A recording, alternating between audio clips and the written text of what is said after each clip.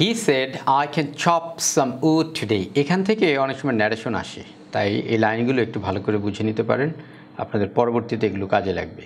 He said, সে বলল, মানে Jerry বলল, I can chop some wood today. আজকে আমি কিছু কাঠ কাটতে পারি। I said, but I have a boy coming from the orphanage. কিন্তু আমি বললাম যে আমার কাছে তো একটা ছেলে আসার কথা। I am the boy. আমি সেই ছেলে। You, এখানে রাইটার বিস্মিত হচ্ছেন, এই জন্য বলছেন ইউ, তুমি। But you are small. কিন্তু তুমি তো ছোট। Size don't matter chopping wood. He said, সে বলল যে size don't matter chopping wood. এখানে আপনারা একটা জিনিস খেয়াল করতে পারেন, এখানে বলেছে size don't matter chopping wood. এখানে তো হওয়ার কথা size doesn't matter chopping wood. এখন এটা কি কোনো প্রিন্টিং মিস্টেক বা এটা কি রাইটার ভুল করলেন? এটা হওয়ারই কথা না, কারণ এটা পাবলিশড হয়েছে 1936 সালে। এরপরে এই বইটা অনেকবার বের হয়েছে। যদি প্রিন্টিং মিস্টেক হতো তাহলে পরবর্তী এডিশনে এটা ঠিক হয়ে যেত। তাছাড়া আমাদের যে রাইটার, তিনি একজন পুলিৎজার অ্যাওয়ার্ড প্রাপ্ত, তিনি আবার ইংরেজ হলেও ইংরেজ না, মানে আমেরিকান, মানে তার মাতৃভাষা ইংরেজি, আর তিনি কিন্তু ইংলিশই পড়াশোনা করেছেন। সুতরাং এটা ভুল হওয়ার রাইটারের তরফ থেকে, বইয়ের তরফ থেকে কোনো স্কোপ নাই। এখানে আমরা দেখব যে ফ্লোরিডার একটা অরফান ছেলের চরিত্র তিনি এখানে অঙ্কিত করেছেন। আপনি যদি একটা টোকাই ছেলের কাহিনী লেখেন আর আপনি যদি শুদ্ধ ভাষা ব্যবহার করেন তাহলে কিন্তু সেটা অদ্ভুত শোনাবে। তাই আপনি টোকাই ছেলের যে ক্যারেক্টার সেটা প্লে করার জন্য একটা টোকাই ছেলে যে ভাষা ব্যবহার করে আপনি কিন্তু আপনার যে লেখা সেটাতে সেই ভাষাই ব্যবহার করবেন। ধরা যাক পদ্মা নদীর মাঝি, তো এখানে রাইটার আঞ্চলিক ভাষা ব্যবহার করেছেন। কেন? কারণ আপনি যদি এই আঞ্চলিক ভাষা ব্যবহার না করেন তাহলে এটা মাঝিদের যে জীবনযাপন সেটা ফুটিয়ে উঠবে না, কারণ শুদ্ধ ভাষায় আপনি সেটা প্রকাশ করতেই পারবেন না। করলে সেটা খুবই ম্যাকি হবে। সেই ভাষায় আসলে মানুষ, জেলেরা তো আর শুদ্ধ ভাষায় কথা বলে না। তো অনুরূপভাবে একটা এতিম ছেলে, তার বয়স 12 বছর, তার যে ভাষা সেটাই রাইটার এখানে তুলে ধরেছেন। শুধু এই বাক্যই না, জেরিস পুরো গল্প জুড়ে অলমোস্ট প্রত্যেকটা বাক্য গ্রামাটিক্যালি এরর, বা প্রত্যেকটা ডায়লগের মধ্যেই অন্তত একটা করে বাক্য পাওয়া যাবে যেটা গ্রামাটিক্যালি ঠিক না। তো এগুলো কেন ব্যবহার করা হয়েছে? এগুলোই মূলত এই গল্পটার সৌন্দর্যটাকে বাড়িয়ে দিয়েছে। যে জেরির যে ক্যারেক্টারটা যেমন হওয়া দরকার, রাইটার সেভাবে করেই তিনি এখানে তুলে ধরেছেন। আরেকটা জিনিস হচ্ছে, মার্জরি কিনান রাউলিংস তিনি কিন্তু রুরাল সেটিংয়ের উপরেই তার বেশি কাজ করেছেন, কিন্তু তার থিমটা হচ্ছে ইউনিভার্সাল। তিনি কাজগুলো করেছেন রুরাল।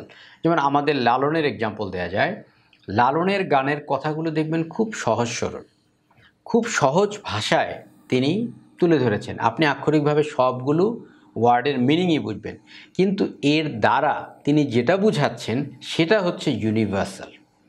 তেমনি মার্জরি কিনান রাউলিংস যদিও রুরাল সেটিংয়ে লিখেছেন, অর্থাৎ গ্রাম্য একটা পরিবেশের সেটিংয়ে লিখেছেন, কিন্তু তার সাবজেক্ট ম্যাটার, তার থিমগুলো কিন্তু universal.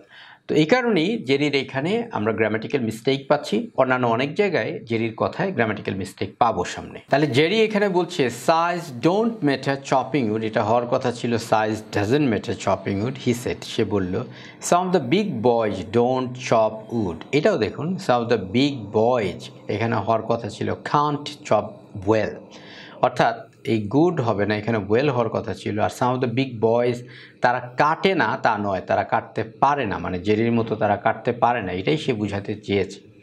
I been chopping wood at the orphanage a long time, এখানেও দেখুন একটা ফর হওয়ার কথা ছিল, সেটা ব্যবহার করে না। আই বিন চপিং উড, আমি এখানে কাটছি অ্যাট দ্য অরফানেজে ফর আ লং টাইম, কারণ এটা প্রেজেন্ট পারফেক্ট কন্টিনিউয়াস।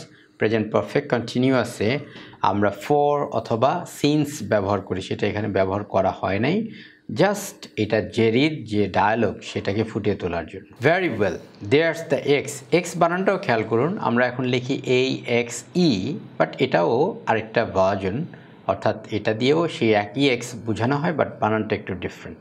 তাহলে খুব ভালো, মানে এখানে রাইটারের আর কিছু কথা ছিল আর কি। তো রাইটার এখানে তার কথায় একটুখানি মানে বিরক্ত, মানে ছোট মানুষ কিন্তু কথা বলছে খুবই স্পষ্ট করে, তো তিনি বলছেন যে আচ্ছা ঠিক আছে, বুঝতে পারলাম, দেখি তুমি কি করো। তাহলে ভেরি ওয়েল, খুব ভালো, দেয়ার্স দ্য এক্স, এই হচ্ছে axe, go head and see what you can do, যে দেখি তুমি কি করতে পারো। I went back to work closing the door, দরজাটা বন্ধ করে তখন আমি আমার কাজে চলে গেলাম। এরপর আরও কথা ছিল, সেগুলো আর এখানে বলা হয় না। হি বিগেন টু চপ, তারপরে সে কাটতে শুরু করলো। The blows were rhythmic and steady and shortly I had forgotten him, the sound no more of an interruption than a consistent rain. Writer এখানে বলছেন যে তার যে কাজ করার যে ধরনটা, মানে এখানে ব্লো মানে হলো প্রবাহ, তো এখানে প্রবাহ বলতে বোঝানো হচ্ছে যে সে একের পর এক যে কুঠার দিয়ে কোপ দিচ্ছে সেটাকে ওয়ার রিদমিক, সেটা ছিল রিদমিক মানে ছন্দময়, অ্যান্ড স্টিডি, স্টিডি মানে হলো মজবুত, সেটা একই রকমভাবে হচ্ছিল।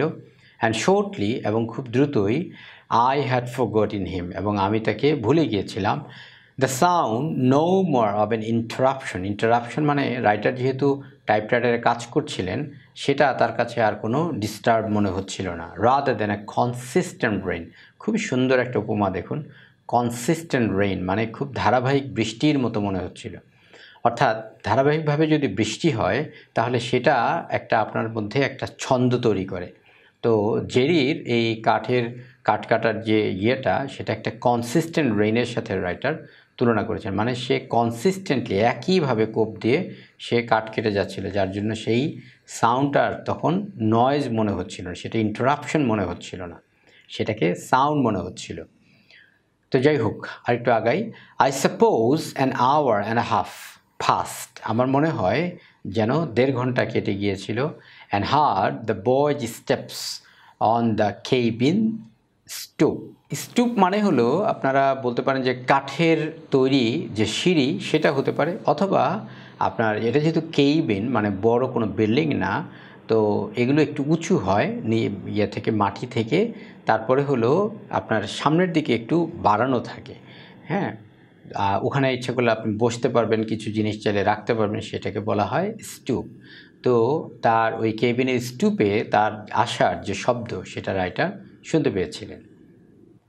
এরপরে আরও কথা ছিল, সেই কথাগুলো এখানে আর বলা হয় নাই, তারপরে চলে যাচ্ছি। দ্য বয় সেড, তারপরে বালকটা বলল, I have to go to supper now, I can come again tomorrow. এইখানেও দেখুন I have to go to take অথবা ইট সাপার এরকম হতো, সেটা সে এখানে বলে নাই। তো যেটা প্রথমেই বলেছিলাম যে অলমোস্ট প্রত্যেকটা বাক্যই জেরির সেটাকে রিভাইজ করা দরকার আছে, সেগুলো গ্রামেটিক্যালি ঠিক না, সেটা কারণটা আমি ব্যাখ্যা করেছি। তাহলে I have to go to supper now, আমাকে এখন সাপারের জন্য যেতে হবে, মানে তার খাবারের সময় হয়ে গেছে, সে খাবারের সময়ের জন্য চলে যাবে। কারণ সে কিন্তু এসেছিল সন্ধ্যার একটু আগে, সে 1.5 ঘন্টা কাঠ কেটেছে, তার মানে এখন সন্ধ্যা হয়ে গেছে।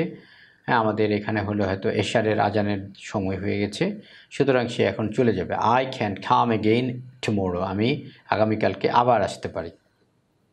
এটাও দেখুন, এখানে স্বাভাবিক বাক্য হলে বলতো I will come again tomorrow, আমি আগামীকালকে আসবো, কিন্তু এখানে সে বলেছে কি ক্যান, তার মানে এই ক্যান এর ব্যবহারটাও এখানেও ঠিক হয় নাই।